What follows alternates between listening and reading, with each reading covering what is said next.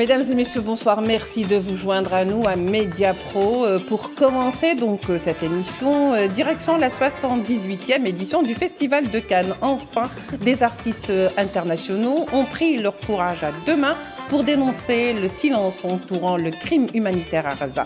C'est en réalité Juliette Binoche, actrice française, mais également présidente du jury, qui a ouvert le bal, ou si vous souhaitez, qui a contribué à délier les langues. Bref, quand la Palestine s'invite à l'industrie du cinéma et des festivals contre toute attente, eh ben, ça donne une pétition qui est signée par tous ces artistes.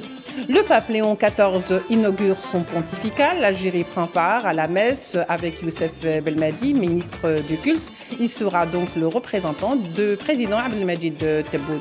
Et nous évoquerons aujourd'hui, bien entendu, pour finir, les discussions ou les pourparlers sur l'Ukraine à Istanbul, sans oublier bien entendu la tournée de Trump dans les pays du Golfe. Nous ferons également un petit tour, si vous voulez, ou un tournant du côté de Chéline Abouakla, qui s'en souvient bien entendu, qui a été tuée par des balles assassines de l'entité sioniste. Un documentaire américain lui rend peut-être hommage, surtout lorsqu'il dit, ou il atteste ce que tout le monde savait déjà, que l'assassin était bel et bien un soldat sioniste. Tout de suite les développements.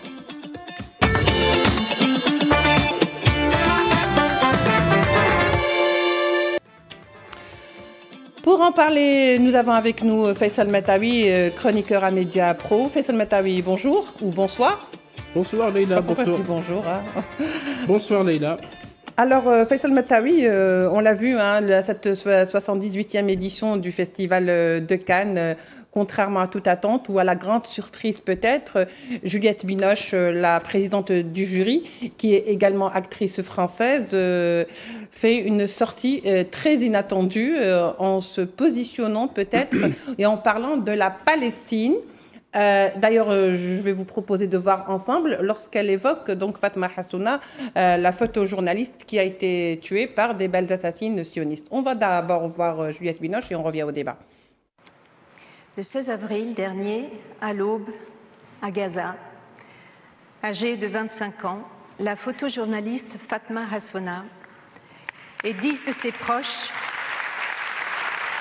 ont été tués par un missile qui a frappé leur maison.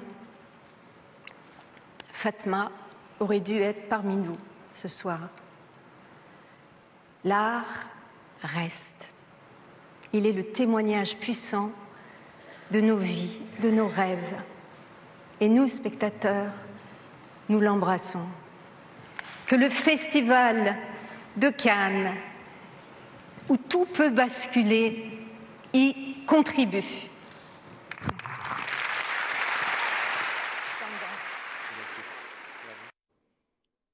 Alors, Faisal Metaoui et Juliette Binoche, contrairement à toute attente, brisent le silence. Peut-être qu'on s'attendait à notre discours et que les présents à ce festival ont été surpris de voir que Juliette Binoche évoque justement la martyre palestinienne photojournaliste Fatma Hassouna. Absolument, parce que déjà, de toute façon, le festival de Cannes, qui est quand même un festival important, de catégorie A, continue d'ignorer les crimes israéliens à Gaza, le génocide. Malgré le drame, malgré les 53 000 morts, malgré les 121 000 blessés, les 10 000 femmes tuées, 14 000 enfants, et le chiffre ne cesse d'augmenter, la destruction de tous les hôpitaux à Gaza, la destruction des écoles, il n'y a pas d'eau, il n'y a pas de carburant, la famine s'installe. C'est un drame humain, c'est un véritable génocide, une épuration ethnique. C'est un drame que le Festival de Cannes a ignoré. Contrairement à ça, il a bien programmé 3 films sur l'Ukraine, dont 2 films à la gloire du président Volodymyr Zelensky. Donc Juliette Binoche, présidente du jury, a heureusement rattrapé le coup, parce que la cérémonie d'ouverture du Festival de Cannes, qui a eu lieu le mardi 13 mai 2025, est une grande cérémonie suivie par plusieurs millions, pour ne pas dire des centaines de millions de téléspectateurs à travers le monde. Il fallait que ce message passe. Fatma Hassouna devait être à Cannes. Oui, c'est vrai, si elle pouvait sortir de Gaza, parce qu'elle était à Gaza, a été tuée effectivement le 16 avril, dans la nuit du 16 avril, parce que la lâcheté de l'armée israélienne, c'est qu'elle lâche des bombes et des missiles sur des familles qui dorment. C'est dans cette bâtisse de Gaza, Fatma Hassouna a été tuée avec 10 membres de sa famille, dont une sœur enceinte. Elle qui a participé à un documentaire qui est réalisé par la réalisatrice iranienne Spidar Parsi et qui s'appelle Put Your Soul in Your Hand and Work. Mettez votre âme dans votre main et vous marchez. C'est un film qui a été programmé pas par le Festival de Cannes, mais par une association du cinéma indépendante, ACID, qui a l'habitude de programmer des films qui sont ignorés souvent par les grands festivals parce que peut-être qu'ils échappent à la ligne en marge imposée. des films de compétition. Oui, en marge il y a beaucoup de catégories à Cannes. Oui. Il y a un certain regard, la quinzaine de réalisateurs, la semaine de la critique, la compétition officielle et d'autres catégories, le cinéma d'école, etc. Et donc ce film, malgré tout et malgré le silence, malgré la censure imposée aux médias occidentaux, particulièrement français, a fait la une du monde entier. Fatma Hassouna a fait la une de toute la presse mondiale et ça a encore une fois attiré l'attention sur ce drame qui se poursuit en Palestine, en Gaza, l'armée israélienne qui continue de cibler les journalistes. On reviendra tout à l'heure à Chélina Bouakli. 215 journalistes tués à ce jour. Et ça, cette attitude honorable de Madame Juliette Binoche l'honore autant que tous les artistes à travers le monde qui ont signé une pétition. Alors, ils sont 300, pour le rappeler, Faisal Matawi, donc artistes internationaux. Parmi eux se trouvent des réalisateurs de renom qui sont très connus. Il y a eu même Robert De Niro qui s'est exprimé, Richard Gere. Le problème, c'est qu'il y avait des artistes, moi je me rappelle, qui à un moment donné de leur vie et de l'histoire n'étaient pas tout à fait pour la cause palestinienne et qui aujourd'hui les noms figurent dans cette liste de protestataires. Ça veut dire qu'il y a quand même un retournement d'opinion concernant cette question palestinienne. Absolument, c'est un éveil de conscience. On ne peut pas se taire quand il y a un drame qui se déroule, parce que rappelez-vous par le passé, l'humanité a connu des drames, notamment en Europe. Il y a eu des massacres en Rwanda, il y a eu des massacres en Namibie, il y a eu des massacres dans toute l'Afrique par les colonisateurs. Certains artistes à l'époque parlaient, d'autres se taisaient, parce qu'il y a aussi de la lâcheté.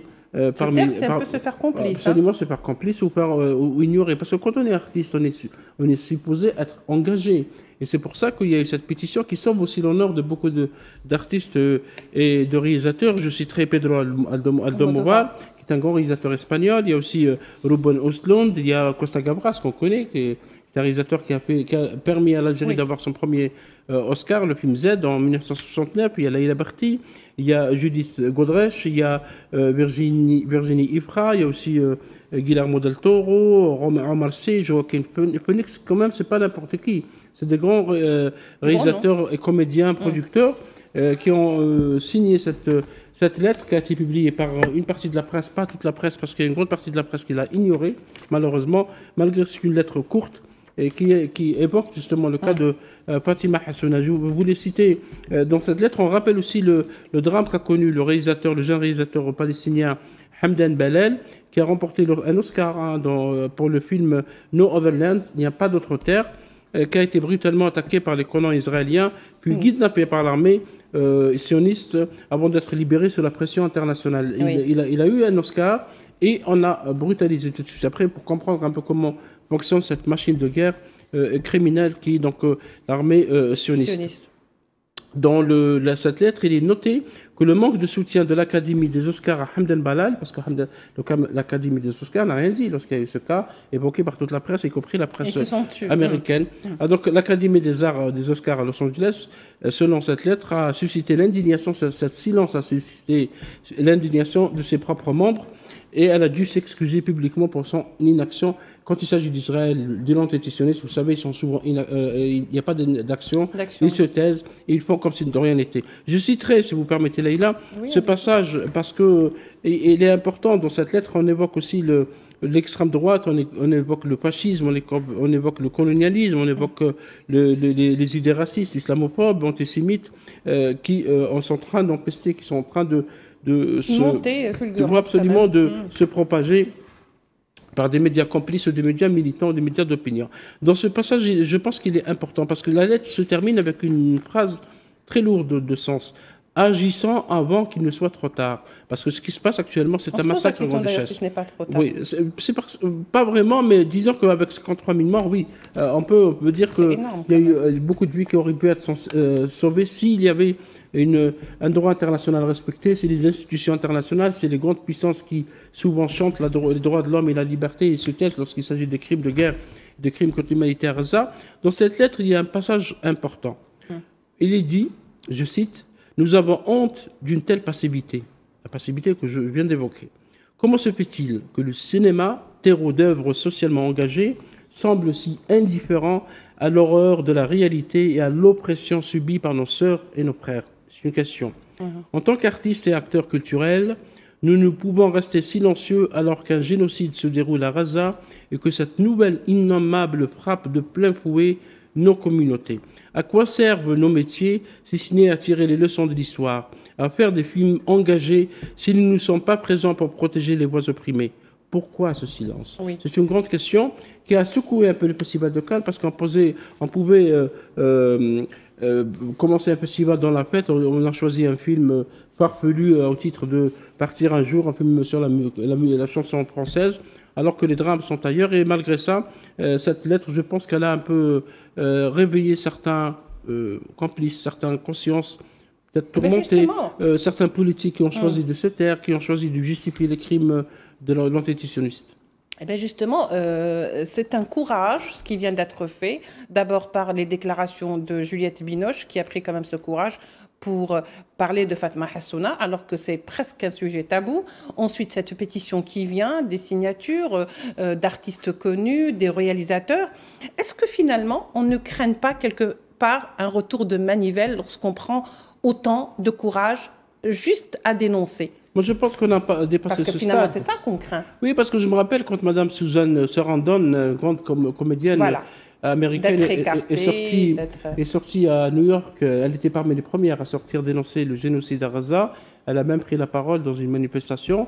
Elle a été attaquée de toutes parts. On a commencé à rompre les contrats, on a commencé à la menacer d'antisémitisme, parce que quand vous évoquez les crimes de l'antisémitisme et de son armée, vous êtes tout de suite classé antisémite. C'est classique, c'est tellement classique que personne ne fait attention à ça. Et il y a eu aussi Joaquin Phoenix, qui est quand même un grand comédien, celui qui a joué le rôle de Napoléon, qui a aussi dénoncé ces crimes. Et après, on a commencé aussi à l'attaquer. Mais là, ils sont plus de 400, parce que la liste, elle est en train de s'allonger.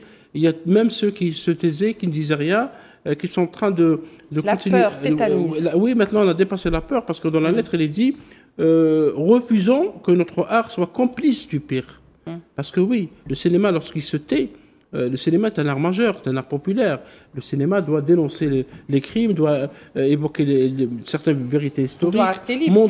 Rester libre. La liberté est importante pour la création cinématographique, mais lorsqu'on se tait, d'autant plus que le cinéma a dénoncé les génocides, a dénoncé les crimes, y compris contre les Juifs en Europe. Il y a 3 films sur l'Ukraine. Oui, 3 films sur l'Ukraine, dont un est réalisé par quelqu'un qui soutient le génocide à Gaza, qui est Bernard-Henri Lévy. Bernard-Henri Lévy, qui bien sûr, parce que Bernard-Henri Lévy, il est philosophe, il est écrivain, il est penseur, il est réalisateur, il est producteur, il fait tout, donc il est partout. Et il y a un film, son film, il a été imposé à Cannes pour dire, voilà ce qui se passe en Europe, les civils, ceci. Et lui-même, il a intervenu dans un média français, complice lui aussi, pour dénoncer les crimes, selon lui, de l'armée russe en Ukraine, et ne rien dire, et même justifier le génocide à Gaza. Donc on voyait, parce qu'il y a les deux poids, deux mesures. Maintenant, avec cette pétition, je pense que ça va créer un problème, un certain traumatisme chez certains élites, chez certains producteurs, chez certains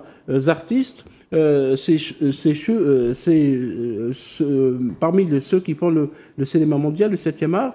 Donc, parce que quand on évoque la nécessité de rompre le silence, je pense que ça va continuer. Parce que là, on attendra que les documentaristes, que les cinéastes s'intéressent à ces crimes, à montrer ces crimes. Parce qu'on a vu beaucoup de films sur l'Holocauste en Allemagne, les nazis, mais on n'a pratiquement pas vu du tout de crimes. Sur les événements de 48, la Nakba. La Nakba, sur le 1948, parce que c'est le 17e anniversaire, et on voit que la Nakba se poursuit. Parce que, c'est en fait le diktat des producteurs qui pose problème, parce que les acteurs ont peur de dénoncer et de se retrouver au chômage. Non, parce que oui, parce qu'il y a un terrorisme intellectuel. Voilà, tout simplement. Qui est imposé à Hollywood, qui est imposé aux grands studios aux États-Unis. L'industrie du cinéma est devenue... Il y a un terrorisme au financement, il y a un terrorisme bancaire, parce qu'il faut noter qu'il y a un certain lobby proche d'Israël qui impose sa loi pour les médias, pour les banques, pour les milieux de production. Et on a vu même des hommes politiques dénoncer cela à un certain moment. Ceux qui sont de la gauche qui dénoncent un peu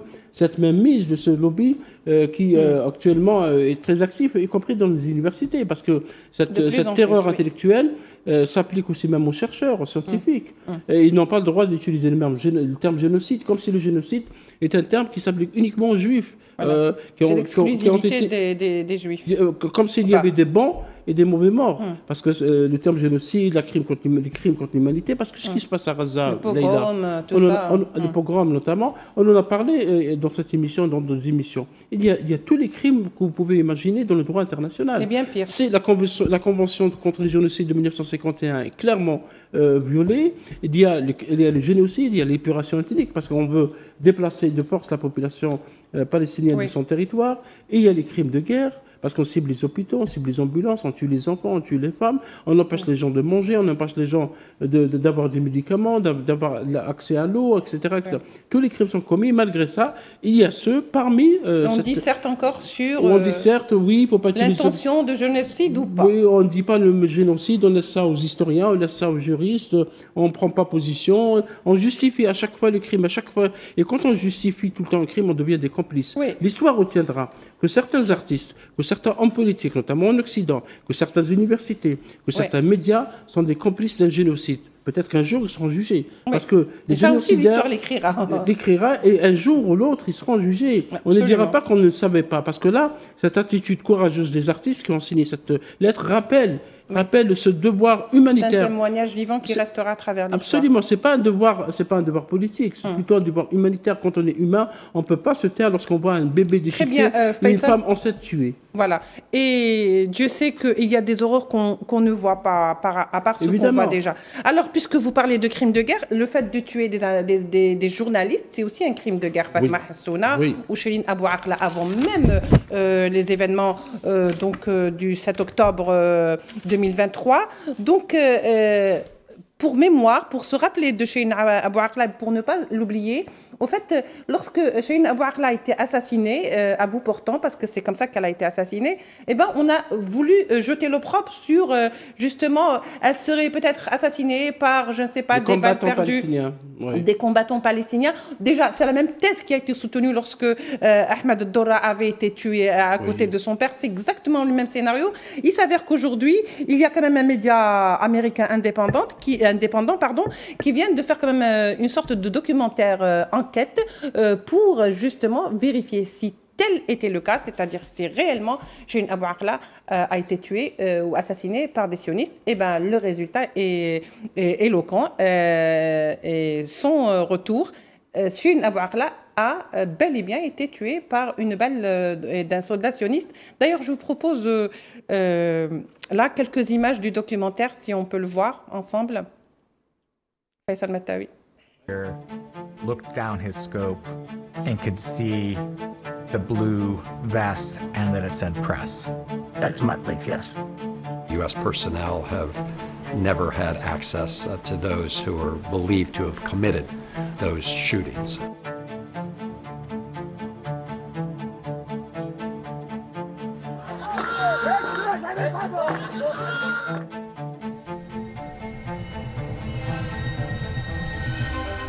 No one has been held to account. Justice has not been served. She is the first American Palestinian journalist who has been killed by Israeli forces. I want to know who killed Shireen. How are we going to find the shooter? He's got a phone call set up with this Israeli soldier who was there that day. We just have to go over to Israel. Did you ever talk to the guy who fired the shots? Of course. I'm waiting president. The U.S. should have absolutely come forward and actually pressed the fact that an American citizen was killed intentionally by IDF.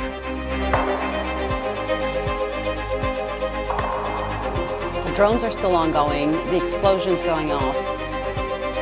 Holy shit, we got a name. But here's the twist. finalement, Faisal Metawi, je rappelle juste qu'on était en train de voir ensemble un extrait de la bande-annonce de ce documentaire Enquête. Finalement, Faisal Metawi, cette enquête ou ce documentaire ne fait que confirmer ce que beaucoup d'esprits sains savaient déjà. Je veux dire, il n'y avait pas de doute qu'elle était assassinée par des sionistes. Mais là, ça le confirme et c'est tant mieux. Oui, mais ça casse la propagande militaire israélienne qui est basée toujours sur le mensonge. Oui. Ils ont menti sur le doute aussi. Le doute, on sème le doute. Ils ont semé les doutes lorsqu'ils ont attaqué l'hôpital Shifa. Les premières attaques contre l'hôpital Shifa à Gaza, on a dit que c'était un missile de Hamas, alors que c'était faux. Ils ont, combien d'hôpitaux ont été détruits depuis Shifa? Tous les hôpitaux à Gaza ont été détruits. 36 hôpitaux ont été détruits. Le dernier, c'est l'hôpital indonésien. Donc, le mensonge, malgré ça, parfois, ils ne reconnaissent pas parce que c'est connu. C'est à chaque fois, il y a cette méthode de botter en touche. Oui, par rapport à Chérine Abou Akleh, qui est une correspondante de la chaîne Al Jazeera, qui couvrait le 11 mai 2022, c'est maintenant 3 ans, couvrait en direct des attaques des soldats de l'armée sioniste contre Jénine, le camp de Jénine, donc en Cisjordanie. La journaliste couvrait donc en direct et elle a été ciblée par une balle. Une balle, malgré qu'elle avait un casque de la presse et aussi de gilet pare-balles. Donc elle était clairement identifiée comme une reporter qui était sur le terrain, qui a été ciblée par un soldat. Ça veut dire que c'est le travail d'un sniper bien averti. C'est un soldat d'élite. Pas du tout une erreur. Oui, et le documentaire qui s'appelle Hooker de Sherine, qui a tué Sherine, c'est un documentaire qui a été diffusé et produit par le site indépendant ZTO, parce que ce n'est pas un média mainstream qui va le faire, et qui a été, parce qu'il faut rendre à César ce qui lui appartient, qui a été préparé par des journalistes, Dion Nissenbaum, Fatma Abdelkarim, qui est journaliste au New York Times, qui est même un journal prestigieux, et Connor Paul pour la production. Ce documentaire donc, a questionné des soldats. Je rappelle juste un petit détail, Faisal Metawi, pour que je vous laisse poursuivre. C'est que Chérine Abou Akleh, elle a la double nationalité. Elle est palestinienne, elle est américaine. C'est peut-être aussi pour ça que cette enquête a été enclenchée pour aller jusqu'au bout. Oui, absolument. C'est pour blâmer un peu l'administration Biden, parce que Joe Biden a fait en sorte que cette histoire n'ait pas lieu. Ils se sont contentés d'une enquête qui aurait été faite par le... Parce qu'on doute, lorsque l'armée israélienne fait des enquêtes, on doute. On a le droit de douter, comme ils sont habitués au mensonge. On est obligé de douter. Oui, qui aurait conclu que Chérine Abou Akleh a été tuée accidentellement par des tirs, comme ça, on ne sait pas, de soldats. Le documentaire cite nommément le tueur. Il s'appelle Alon Scagio. C'est un soldat de 20 ans. Et évidemment, pour éviter les poursuites pénales, parce que c'est aussi encore une fois le mensonge, la propagande israélienne, lorsque le documentaire est sorti, parce qu'il fait un grand bruit aux États-Unis, parce que les États-Unis ont été également complices de ce crime, ils ont tout fait pour le faire oublier. Ils ont camouflé, oui. C'est un camouflé, c'est un peu ça le rôle aussi des médias et du cinéma, c'est de remettre en doute ou de mettre sur la table les questions qui ont été oubliées ou ignorées, ou qu'on a fait tout pour les ignorer. Pour les et tout de suite après, lorsque l'information... Le documentaire est sorti, il a été repris par les agences de presse qui suscitent des débats, notamment sur l'attitude américaine par rapport à l'assassinat du journaliste, qui est aussi un crime de guerre, comme vous le savez. L'armée sioniste a tout de suite conclu que Alon Scagio serait mort dans une opération.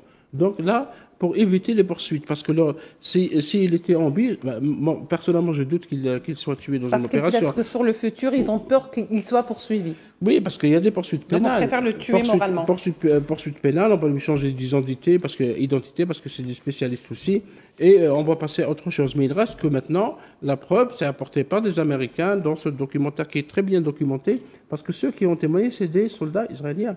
Oui, oui. C'est eux-mêmes qui ont témoigné contre leurs coéquipiers. Oui, il y a beaucoup de témoignages qui sortent de soldats. Qui ont prouvé que Alon Scagio a ciblé clairement et de manière intentionnelle, c'est dit dans le documentaire, Chérine Abou Akleh, parce que Chérine Abou Akleh a subi déjà beaucoup de menaces. Elle était correspondante de la chaîne Al Jazeera, elle couvrait ce qui se passait en Cisjordanie notamment, avec Walid El-Omari, avec d'autres journalistes. Et souvent, elle était critiquée par les médias israéliens, si on appelle ça des médias. Elle était critiquée par les milieux politiques extrémistes israéliens. Et donc, à un moment donné, c'était devenu une femme à abattre. Et c'était la première d'une longue liste qui n'est pas encore fermée, Leïla Gertal.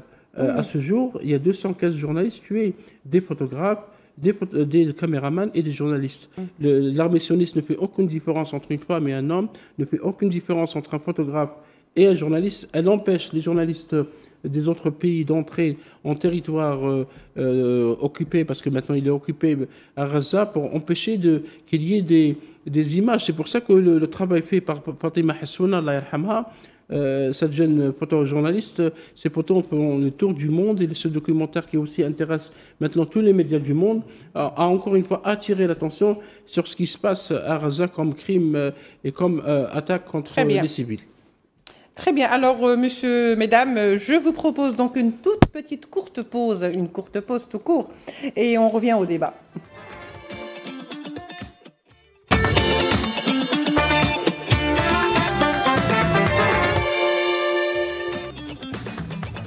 Nous voilà de retour donc pour poursuivre le débat, et on va quand même continuer là où on avait arrêté. Faisal Metaoui, lorsqu'on disait qu'il tuait des journalistes, que les journalistes étaient ciblés, peut-être qu'on pourrait penser à croire que ce sont des victimes collatérales. Vous voyez, dans toutes les guerres, ça peut arriver. Mais là, on a vu, par le nombre de journalistes qui ont été atteints, on a vu que les journalistes étaient ciblés, c'est-à-dire nommément, on savait très bien sur qui on tirait, parce qu'on sait très bien que l'armée sioniste avait reçu des armes de grande précision pour pouvoir cibler un tel plutôt qu'un tel. C'est-à-dire que sur 2 personnes, on pouvait tuer juste la personne qui était à côté et non pas l'autre. Oui, absolument. Évidemment, il y a une liste d'hommes à abattre. C'est une liste qui a été élaborée avec le début de l'opération, de l'agression sioniste contre Gaza en octobre 2023. On avait tout de suite compris qu'il fallait supprimer tous les témoins du massacre, parce que c'est grâce à des journalistes courageux, photographes et caméramans qui font preuve d'une grande audace et d'un grand courage que nous arrivons à avoir des images de ce qui se passe, le massacre et le drame qui se déroule à Gaza, cette catastrophe qui se déroule chaque jour aujourd'hui. Il y a chaque jour des morts, vous savez, Leïla, et on le rapporte souvent dans les journaux de Al-24 News, quotidiennement, il y a 200 à 200 morts à Gaza, parce que l'entité sioniste a engagé une opération qui s'appelle les chariots de Gédéon. Gédéon qui est un personnage biblique qui aurait tué les Madianites, qui étaient un peuple des tribus arabes du Hijaz, loin dans le temps. Bien sûr, c'est une théorie qui reste à toujours la référence biblique, religieuse, messianique. Gédéon était avec 300 soldats selon cette version, et donc on continue la guerre des siècles après. Ça veut dire la haine. Regardez cette haine qui traverse les siècles, qui traverse les temps. Et donc cibler les journalistes, oui, c'est devenu un exercice de l'armée. Et je pense qu'il s'agit d'une instruction claire. On ne fait pas de distinction, comme je le disais tout à l'heure, entre femmes et hommes. Et un journaliste, par exemple, comme Hassan Souila, a été ciblé dans un hôpital. Lorsqu'il était blessé dans un étage d'un hôpital, on a tiré sur on a envoyé un missile sur cet étage, et puis lorsqu'on lui a changé d'étage, on a ciblé l'autre étage pour le tuer. C'était clair qu'il fallait tuer, et le missile qui a tué la famille de Hassouna n'a ciblé que la maison de Fatima Hassouna le 16 avril 2025. Elle et ses membres de sa famille. On veut tuer les journalistes avec leur famille. Parce que souvent, les journalistes ont perdu leurs membres de leur famille, comme moi, El Dahdour, courageux correspondant de guerre de Al Jazeera, qui a perdu aussi ses enfants. Et il y a des journalistes qui ont perdu leur mère, leur épouse, leur frère, leur sœur, etc. Ça veut dire que c'est systématique. C'est des crimes qui sont systématiques. Il ne s'agit pas de victimes collatérales, comme cela a été soutenu au début. Au début, on veut le faire croire, mais il s'agit de crimes, parce que c'est des crimes de guerre aussi. Là, on a 215 journalistes, et c'est les organisations internationales qui le disent, Committee to Protect Journalists, Reporters sans frontières, Human Rights Watch, et toutes les organisations qui le disent, avec des documents, en citant des exemples, en rapportant des photos. Et donc, c'est des crimes qui sont documentés, qui seront un jour ou l'autre versés dans le dossier du criminel de guerre Netanyahou. Alors, dans tout ce tumulte de guerre, de violence, il y a quand même des voix de paix qui tentent de s'élever et de se faire écouter dans ce brouhaha, finalement.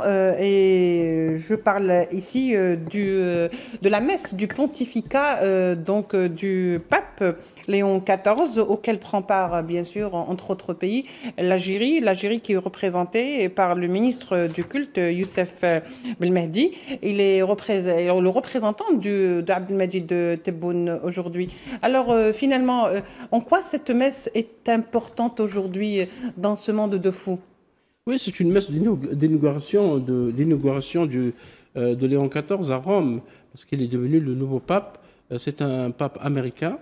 Et il veut rassurer, parce que tout le monde s'inquiétait lorsque les 135 cardinaux se sont réunis dans le conclave, qui sera le successeur de François, parce que François, qui est un pape né et qui a vécu dans les quartiers populaires de Buenos Aires, en Argentine, qui connaît un peu la pauvreté, qui connaît la misère, qui connaît la douleur de ne pas pouvoir manger chaque soir, a toujours été dans son plaidoyer favorable à la paix, favorable au rapprochement entre les humains.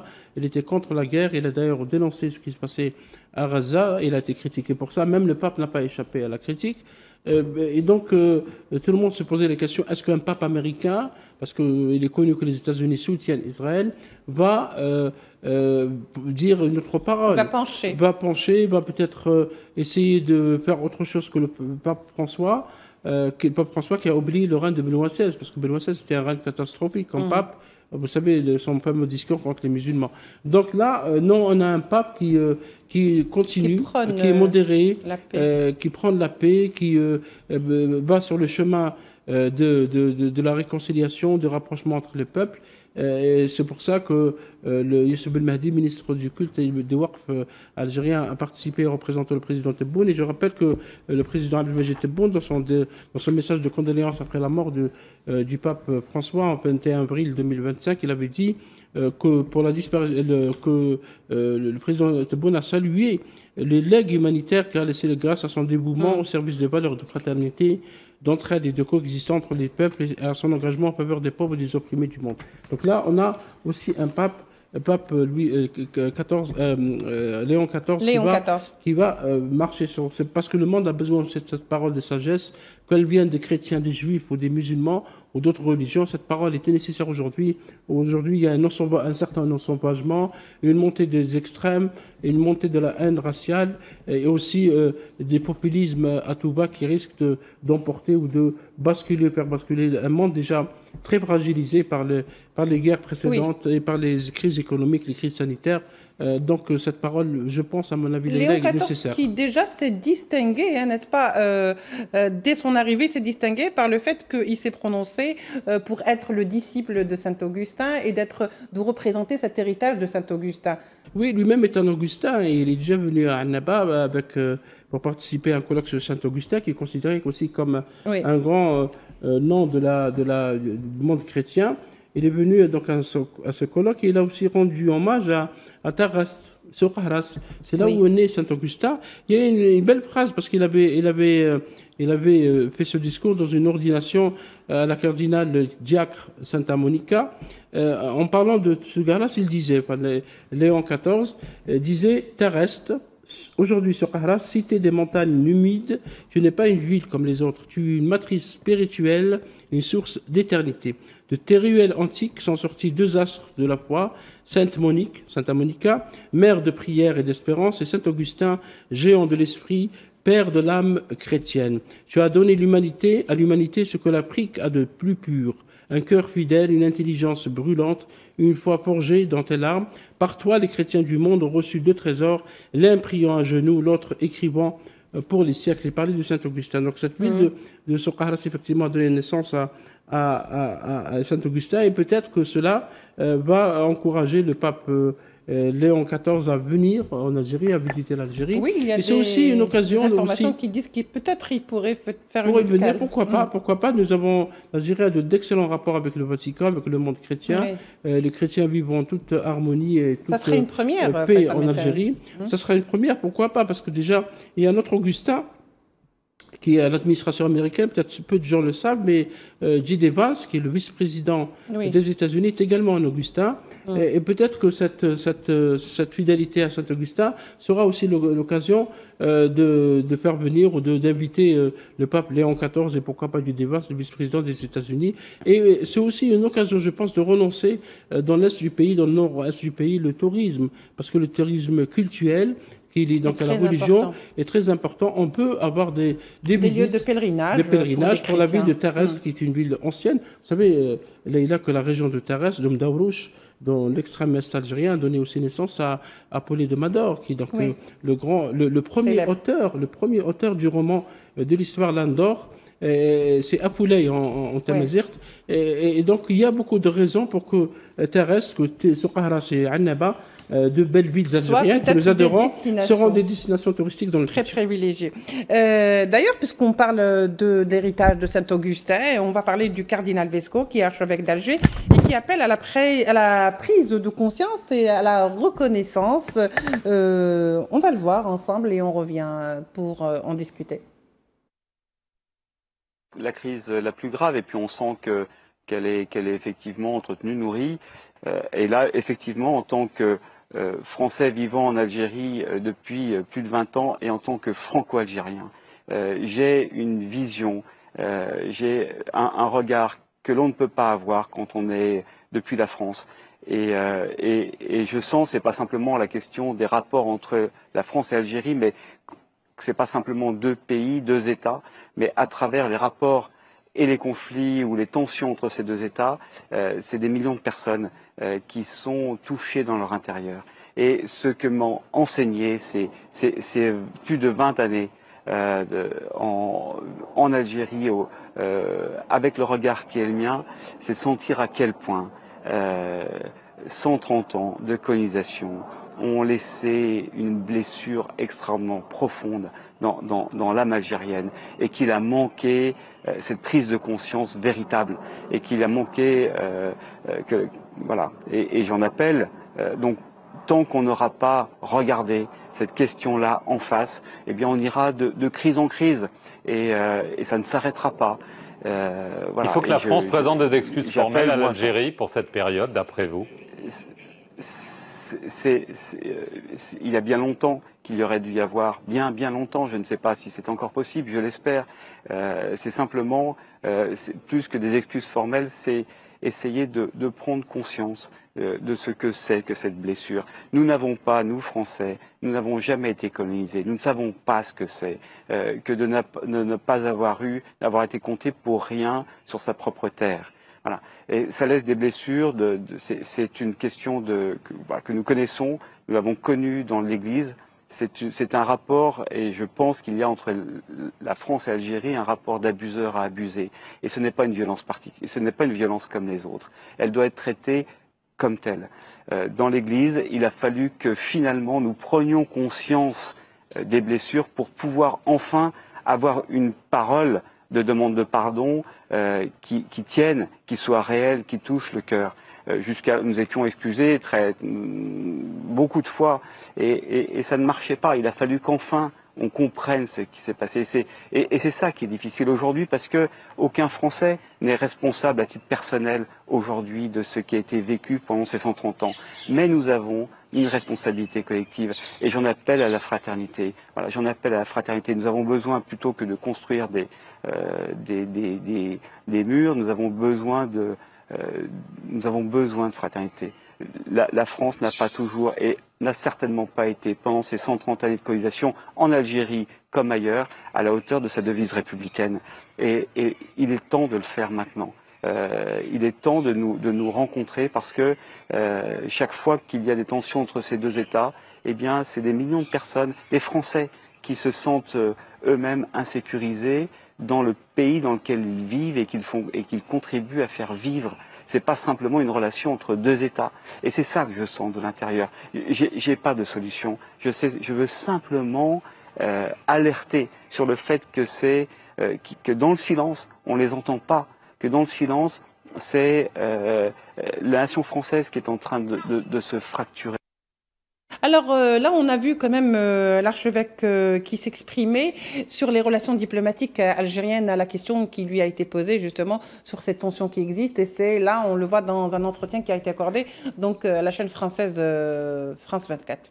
Oui, c'est un entretien qui a été réalisé à Rome en marge de la désignation de Léon XIV, nouveau pape. Parce que vous savez que l'archevêque d'Alger, Jean-Paul Besco, est cardinal. Il a été donc ordonné cardinal, et qu'il a participé donc à avec les 134 autres cardinaux à la désignation du nouveau pape. C'est un homme qui a vécu en Algérie, qui vit en Algérie depuis 20 ans, qui est le président Abdelmadjid Tebboune lui a accordé la nationalité algérienne en 2023, qui a toujours défendu le fait de vivre ensemble, le fait que l'Algérie a le droit de réclamer à la France la reconnaissance des crimes coloniaux. C'est pour ça qu'il a évoqué dans cette interview la blessure coloniale. 132 ans, ça laisse des traces. Et il a appelé la France, notamment la France officielle, à regarder en face cette blessure, faire un travail de mémoire. Le travail de mémoire commence par la reconnaissance des crimes commis pendant 132 ans. On parlait des crimes de l'entité sioniste à Gaza. Des crimes similaires ont été commis en Algérie. Il y a eu des massacres au début de la colonisation. Il y a eu des pillages. Il y a eu des pillages détournements d'archives, détournements des biens culturels. Il y a eu aussi des enfumades. Pillage même du patrimoine. Hein. Du patrimoine. Il y a eu des vols, il y a eu des assassinats, des villages entiers ont été rasés. On a même eu des camps d'internement, des camps de concentration en Algérie. Il y a eu du napalm. Absolument, à partir de 1956, l'usage du napalm qui était interdit, l'usage des chères armes chimiques, comme cela a été rapporté d'ailleurs par un documentaire français, etc., etc. Tous ces crimes, la France refuse à ce jour de les reconnaître. Et à chaque fois, lorsque l'ensemble de l'Algérie, ce n'est pas juste une demande officielle, réclame la reconnaissance de ces crimes, on nous sort le fameux disque de la repentance, qui est un terme chrétien, religieux. On nous parle de la rente mémorielle, etc., etc. Comme ceux qui utilisent la mémoire de l'Holocauste n'utilisait pas une rente qui rapporte beaucoup d'argent par ailleurs. Donc les Algériens en sont le droit de réclamer à la France sa reconnaissance, mais également d'ouvrir tous les dossiers liés à la mémoire. Il y a les dossiers de disparition forcée des années 1950, la garde de libération nationale, il y a les dossiers des archives, il y a le dossier du nettoyage des sites nucléaires, des sites où il y a eu des explosions nucléaires dans le sud algérien dans les années 60, où il y a aussi des essais chimiques et biologiques. Il y a aussi la cartographie des mines antipersonnelles. La cartographie des mines antipersonnelles dans le fameux l'île Maurice et Chal, et à ce jour, il y a toujours des blessés, il y a même des morts à cause de ces mines antipersonnelles qui ont été plantées par millions dans les frontières de l'Est et de l'Ouest du pays. Donc les crimes se poursuivent plus de 60 ans, plus de 70 ans après. Et donc le fait que Jean-Paul Bescot évoque le rapport abuseur-abusé, il a raison. Il a raison de le dire, et il le dit avec sagesse, en disant que cette question doit être regardée avec courage et en face par la France, parce que la France était une puissance coloniale, comme l'ont été d'autres, et d'autres ont fait déjà ce travail de mémoire dans les autres colonies, même pas en Algérie. On fait en sorte que cette colonisation a eu des bienfaits. C'est un peu ce que soutient l'extrême droite raciste. C'est un peu le comble de l'ironie, finalement. Absolument. Les Éric Zemmour, les Éric Ciotti, les Bardella, le Rentailleau et les autres. Il n'y a pas eu de bienfaits de colonisation en Algérie. Il n'y a eu que des crimes et des méfaits. Quelque part, aujourd'hui, il est vraiment un impératif, une nécessité que la reconnaissance soit, si vous voulez, une étape d'aller vers l'apaisement et la reconnaissance et le travail mémoriel qui doit être absolument quelque chose d'objectif. Absolument, il doit être fait ce travail, et la France le fera un jour ou l'autre. Parce qu'on nous fait des reconnaissances par petites bribes, on reconnaît la mort... Avec parcimonie. Parcimonie, la responsabilité de l'État français dans la mort de Ali Boumengel, qui a été jeté du 6e étage par les paras français, par l'assassinat et les tortures contre Maurice Audin, contre l'Arabe El Mehdi. Mais on n'a pas reconnu tous les autres crimes, parce que même le 17 octobre 1961, il y a aussi des crimes à Paris. En plein Paris, Maurice Papon et sa police ont jeté les Algériens dans la Seine en plein mois d'octobre. Il y a eu beaucoup de morts. Après, Maurice Papon a été décoré par le général de Gaulle, lequel général de Gaulle a adopté deux lois d'amnistie pour faire oublier, pour ne pas que les criminels de guerre qui ont été les généraux français et les colonels, les soldats français qui étaient en Algérie ne soient pas poursuivis en France ou ailleurs pour les crimes de guerre. Mais vous savez que les crimes, quand ils sont classés crimes de guerre ou crimes contre l'humanité, c'est des crimes continus. Et ils peuvent être jugés à n'importe quel moment de l'histoire. Oui, c'est ce qu'on a vu avec la Seconde Guerre mondiale. Absolument, ce livre reste ouvert. Poursuivi jusqu'au Chili, les soi-disant auteurs de l'armée allemande. Les crimes comme la disparition forcée aussi est un crime continu. Et donc, ce que dit le cardinal Jean-Paul Bescot est très juste et très sage. Et il dit que la France n'a pas été à la hauteur de sa devise républicaine par rapport à l'Algérie.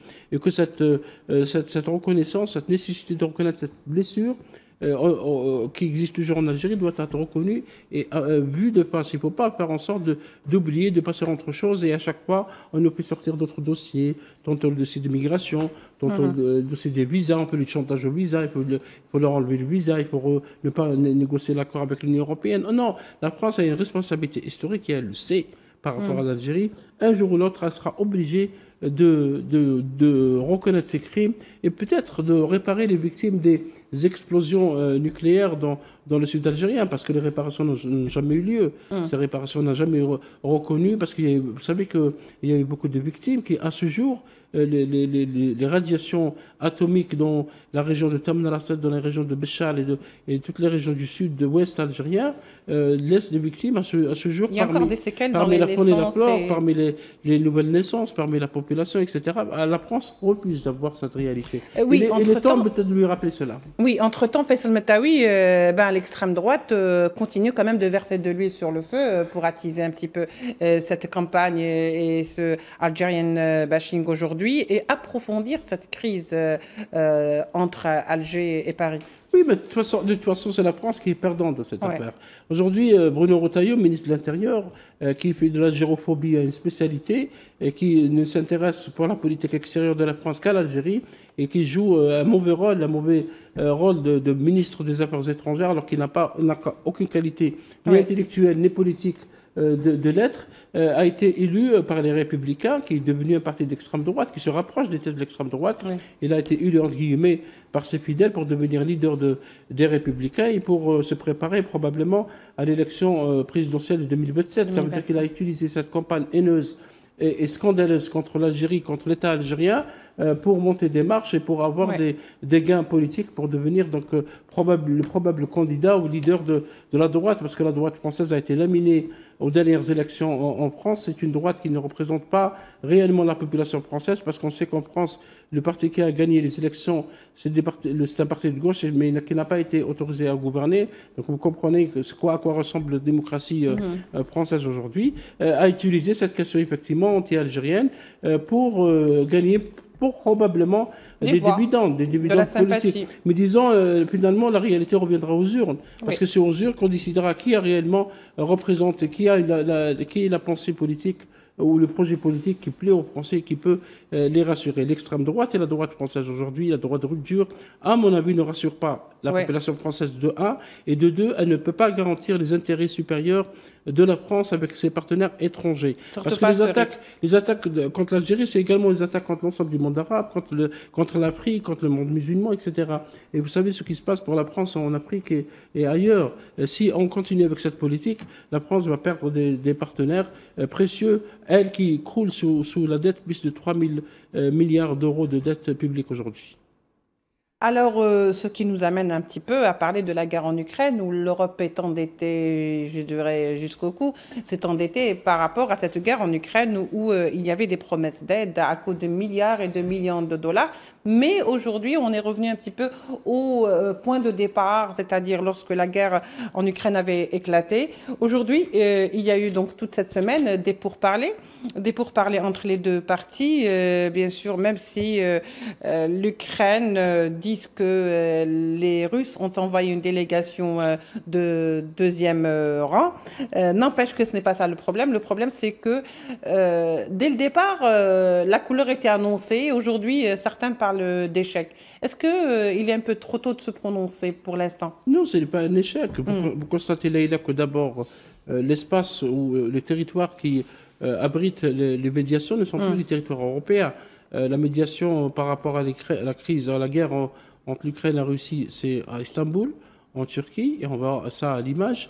Et la médiation entre les États-Unis et l'Iran, c'est dans le sultanat d'Oman. Tout à fait. Donc ailleurs. Et il y a aussi un premier contact entre les Russes, les Américains et les Ukrainiens sur les territoires saoudiens. Donc la diplomatie, les relations internationales, le centre de gravité s'est déplacé ailleurs. Il s'est déplacé vers le monde arabe, il s'est déplacé vers l'Asie, et probablement dans le futur, il se déplacera vers l'Afrique. Ça veut dire que l'Europe, la vieille Europe, pour ne pas reprendre une ancienne expression, ne joue plus ce rôle diplomatique qu'elle pouvait jouer, parce qu'elle a abandonné ses valeurs, parce qu'elle a oublié que le droit international, c'est être juste et équitable, et on le voit son attitude honteuse, du moins pour certains pays, par rapport à la crise, au drame des Palestiniens à Gaza. Il faut bien sûr saluer certains États, ils ne sont pas tous, heureusement. Ça a sauvé l'honneur des Européens, comme l'Espagne, ou comme l'Irlande, ou comme la Norvège, ou comme la Belgique, qui ont un peu crié haut et fort cette atteinte au droit international. Et donc la guerre en Ukraine crée un véritable traumatisme. Là, au lieu d'essayer d'apaiser les esprits, d'essayer de pousser vers le dialogue de toute façon mettra la fin à la guerre en Ukraine. Parce que toutes les guerres sont terminées avec des dialogues, avec des pourparlers, des négociations. Le langage de la force ne peut pas se poursuivre. Il est clair que sur le plan militaire opérationnel, l'Ukraine ne pourra jamais battre la Russie. La Russie est une puissance nucléaire, c'est une puissance économique, c'est une puissance qui a tous les moyens de gagner toutes les guerres. Maintenant, la solution, c'est effectivement le dialogue, mais au lieu de pousser vers le dialogue, on pousse vers le plus d'armes, vers le plus de guerres. Et tous les débats, si vous suivez les débats, si vous suivez les débats ces derniers jours, même ces dernières semaines dans beaucoup de médias européens, on parle de la nécessité de s'armer, on parle de la nécessité le budget qui est décidé donc à l'armée est en train d'augmenter. L'Allemagne, par exemple. Oui, donc recruter plus de soldats, d'avoir un parapluie nucléaire. Certains veulent échapper, si vous voulez, au contrôle de l'OTAN et du soutien logistique et militaire de l'OTAN et des États-Unis. D'autres plaident pour une politique de défense européenne qui n'a jamais été élaborée parce que les enjeux ne sont pas les mêmes, que les intérêts ne sont pas les mêmes. Donc effectivement, cette guerre en Ukraine a ouvert aussi beaucoup de dossiers sur les fragilités européennes. Parce que voilà, justement, c'est ce que j'allais dire. Ça se déroule dans un espace quand même européen et la France en est un, et ça risque de fragiliser certains pays comme la France. Absolument. Déjà, la France elle souffre de beaucoup de dettes, souffre d'un déclin industriel, souffre d'une voie qui devient de moins en moins audible, même si elle essaie de travailler avec l'Arabie Saoudite pour un congrès de paix à New York, appelé congrès de paix, je ne sais pas si on fait la paix avec une armée génocidaire, pour imposer l'idée de la reconnaissance de l'État palestinien. Oui, l'Europe et la France et tous ceux qui étaient des puissances dans cette région du monde sont en face à eux-mêmes aujourd'hui, face à des crises morales, face à des crises politiques, mais aussi à beaucoup de questionnements sur leur futur. Voilà, ce qui veut dire que peut-être que l'heure est venue justement pour faire la paix, surtout avec l'insistance et la volonté américaine qui semble plutôt aller vers un cessez-le-feu plutôt que vers une façon de surenchérir sur cette guerre en Ukraine. Merci beaucoup Faisal Mehtaoui d'avoir été avec nous, merci pour votre éclairage, merci à vous de nous avoir suivis. On se retrouvera la semaine prochaine pour un nouveau numéro de Mediapro, si Dieu nous prête vie.